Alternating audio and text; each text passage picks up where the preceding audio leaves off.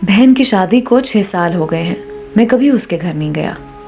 ईद शब रात कभी भी अब्बू या अम्मी जाते हैं। मेरी बीवी एक दिन मुझे कहने लगी, आपकी बहन जब भी आती है उसके बच्चे घर का हाल बिगाड़ कर रख देते हैं, खर्च डबल हो जाता है।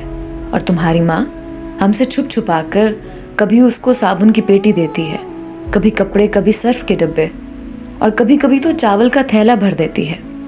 अपनी माँ को बोलो ये हमारा घर है, कोई खैरात सेंटर नहीं। मुझे बहुत गुस्सा आया।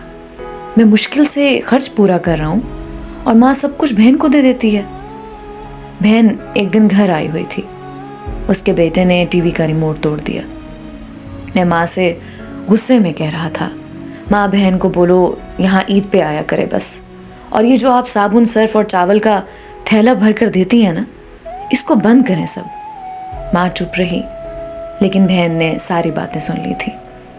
मेरी बहन कुछ ना बोली। 4 बज रहे थे। अपने बच्चों को तैयार किया और कहने लगी, भाई मुझे बस स्टॉप तक छोड़ाओ। मैंने झूठे मुंह कहा, रह लेती कुछ दिन, लेकिन वो मुस्कुराई, नहीं भाई, बच्चों की छुट्टियां खत्म होने वाली हैं। फिर जब हम दोनों भाइयों में ज़मीन का बंटवारा हो रहा था तो मैंने साफ इनकार किया। भाई, मैं अपनी ज़मीन से बहन को हिस्सा नहीं दूंगा। बहन सामने बैठी थी, वो खामोश थी, कुछ ना बोली। माँ ने कहा, बेटी का भी हक बनता है, लेकिन मैंने गाली देकर कहा, कुछ भी हो जाए मैं बहन को हिस्सा नहीं दूंगा। मेरी बीवी भी बहन को बुरा भला कहने लगी और वो बेचारी खामोश थी।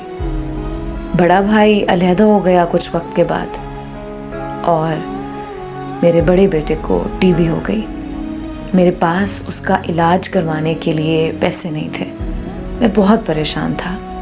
कर्ज भी ले लिया था 1 लाख रुपया। भूख सर पर थी। मैं बहुत परेशान था। कमरे में अकेला बैठा था, शायद रो रहा था अपने हालात पे। उस वक्त वही बहन घर आ गई। मैंने गुस्से से बोला, अब ये आ गई है मनहूस। मैंने बीवी को कहा, कुछ तैयार करो बहन के लिए। बीवी मेरे पास आई, कोई ज़रूरत नहीं गोश्त या बिरयानी पकाने की इसके लिए। फिर 1 घंटे बाद वो मेरे पास आई। भाई परेशान हो? बहन ने मेरे सर पे हाथ फेरा। बड़ी बहन हो तुम्हारी, गोद में खेलते रहे हो, अब देखो मुझसे भी बड़े लगते हो। फिर मेरे करीब हुई, अपने पर्स से सोने के कंगन निकाले, मेरे हाथ में रखे। आहिस्ता से बोली, पागल तू ऐਵੇਂ ही परेशान होता है। बच्चे स्कूल थे, मैंने सोचा दौड़ते दौड़ते भाई से मिलाऊं। ये कंगन बेचकर अपना खर्च कर, बेटे का इलाज करवा, शक्ल तो देख जरा, क्या हालत बना रखी है तूने अपनी। मैं खामोश था, बहन की तरफ देखे जा रहा था। वो आहिस्ता से बोली, किसी को ना बताना कंगन के बारे में, तुमको मेरी कसम है। मेरे माथे पे बूसा किया और 1000 रुपया मुझे दे दिया, जो 150 के नोट थे। शायद वो उसकी जमा पूंजी थी।